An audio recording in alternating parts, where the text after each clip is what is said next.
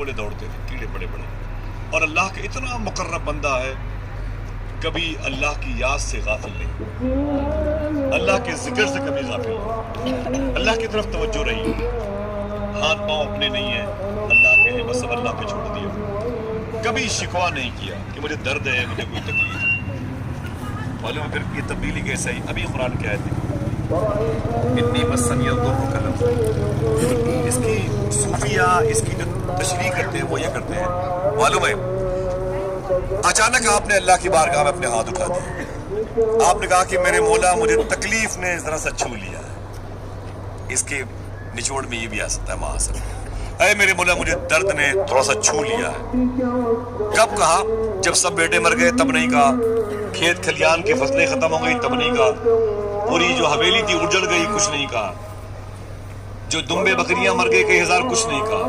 पूरे जिस्म में कीड़े लग गए कुछ नहीं कहा, लेकिन अचानक आपने अपने हाथों को उठा दिया और कहा मेरे मौला मुझे तकलीफ ने छू लिया है। अल्लाह कहता है कि इतनी तकलीफें मैंने तुझे दी हैं, तूने मेरा नाम हमेशा लिया है, अब कहता है कि मुझे तकलीफ ने छू लिया है, तो ये बात अब तो क्यों कह रहा अय्यूब? तो जनाब अय्यूब ने कहा था मेरे मौला दो कीड़े, एक मेरी जबान पर आ गया,